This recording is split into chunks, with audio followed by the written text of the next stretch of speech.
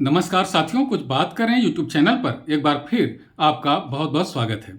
आज हम संजय गांधी के बारे में बात करेंगे। संजय गांधी, जैसा कि हम सब लोग जानते ही हैं कि स्वर्गीय इंदिरा गांधी जी के छोटे पुत्र थे और मात्र 33 साल की उम्र में उनका देहांत हो गया था। वे राजनीतिक रूप से बहुत महत्वाकांक्षी व्यक्ति थे और इमरजेंसी के दौरान वस्तुतः सरकार उन्होंने ही चलाई। इमरजेंसी के दौरान प्रधानमंत्री इंदिरा गांधी थी, लेकिन इमरजेंसी लगाने के लिए इंदिरा गांधी को प्रेरित करने वाले व्यक्ति यही संजय गांधी थे और इनके आसपास के जो मित्र थे वो थे। और ये पुस्तक मैं पहले भी इसका जिक्र आपसे कर चुका हूँ, इमरजेंसी की इनसाइड स्टोरी, कुलदीप नैयर प्रसिद्ध पत्रकार, इनके द्वारा लिखी गई है ये पुस्तक। और इसी मैं जो भी हवाला दूंगा संजय गांधी के बारे में वो इसी पुस्तक से दूंगा। और संजय गांधी जो भी अत्याचार हुए इमरजेंसी के दौरान विपक्ष के नेताओं पर, नागरिकों की मूल अधिकारों का हनन किया गया, वो इन्हीं संजय गांधी के नेतृत्व में ही ये सब हुआ। और संजय गांधी मतलब बहुत बेसलीके वाले व्यक्ति थे। तो उनके लिए कोई उनसे उम्र में बड़ा है या ऊंची पोस्ट पर है, ऐसा कुछ उनके लिए मायने नहीं रखता था। इमरजेंसी के दौरान संजय गांधी MP MLA कुछ भी नहीं थे, लेकिन सरकार वही चलाते थे। तो इसके बारे में आप एक बात और बताऊं आपको कि इंद्र कुमार गुजराल जो हमारे देश के बाद में 12वें प्रधानमंत्री बने, उस समय इंदिरा गांधी जी की सरकार में सूचना एवं प्रसारण मंत्री थे और संजय गांधी ने उनके साथ में कुछ बदसलूकी कर दी थी, तो वो नाराज हो गए थे और उन्होंने इस पुस्तक के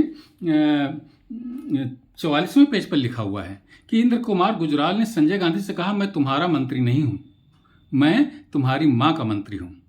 उसका खामियाजा इंद्र कुमार गुजराल को यह भुगतना पड़ा कि उन्हें अपने पद से इस्तीफा देना पड़ा। यानी कि आप ये देखिए कि संजय गांधी की कितनी चलती थी उस जमाने में कि अपने से 15 साल 20 साल बड़े जो वरिष्ठ कांग्रेसी नेता थे, जो मंत्री भी थे सरकार में, वो सब संजय गांधी को नतमस्तक होते थे। और इंद्र कुमार गुजराल ने जब उनकी बदसलूकी पर रिएक्ट किया तो उनको इस्तीफा देना पड़ा। उन्होंने साफ कह दिया, मैं तुम्हारा मंत्री नहीं हूं, तुम्हारी मां का मंत्री हूं। इसका खामियाजा उन्हें यह भुगतना पड़ा कि अपने पद से इस्तीफा देना पड़ा। अब देखिए कि संजय गांधी के बारे में ये बात तो 44 नंबर पेज पर इंद्र कुमार गुजराल वाली लिखते हैं कुलदीप नैयर, लेकिन इसी पुस्तक की 36 नंबर पेज पर वो संजय गांधी के बारे में क्या लिखते हैं। उनके मन में कहीं कोई शक शुबहा नहीं था कि वे क्या कर रहे हैं। इमरजेंसी के दौरान संजय गांधी की जो हरकतें थीं उसके बारे में कुलदीप नैयर लिखते हैं कि उनके मन में कहीं कोई शक शुबहा नहीं था कि वे क्या कर रहे हैं, लेकिन उन्हें लगता था कि विपक्ष में किसी को भी या तो खरीदा जा सकता है या झुकाया जा सकता है। ये स्वभाव था संजय गांधी का कि उनको ये लगता था कि विपक्ष में हम किसी को भी खरीद सकते हैं या फिर सरकार की सत्ता हमारे हाथ में है, तो सरकार की सत्ता के द्वारा किसी को भी झुकाया जा सकता है। किसी को कोई भी मलाल नहीं होना चाहिए। इस संजय गांधी की इस प्रवृत्ति पर किसी को कोई मलाल नहीं होना चाहिए। उन्हें तानाशाही पसंद थी।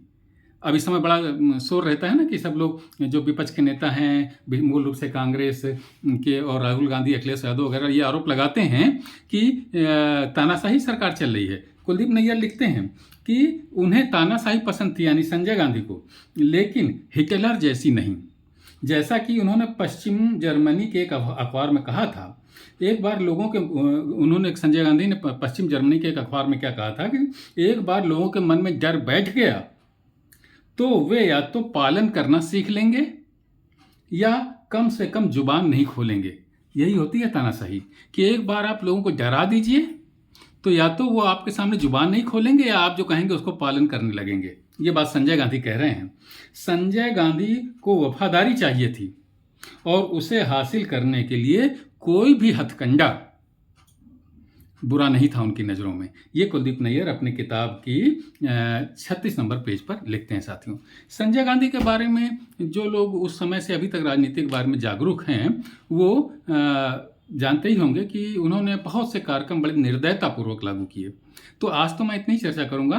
कल के वीडियो में जो नसबंदी वाला कार्यक्रम संजय गांधी ने लगाया हमारे देश में, उस पर चर्चा करूंगा। तो कल भी आप मेरा वीडियो देखिएगा कि संजय गांधी ने नसबंदी के दौरान हमारे देश का माहौल क्या हो गया था और संजय गांधी उस समय कितनी निर्दयता से नसबंदी का प्रोग्राम लागू करवा रहे थे।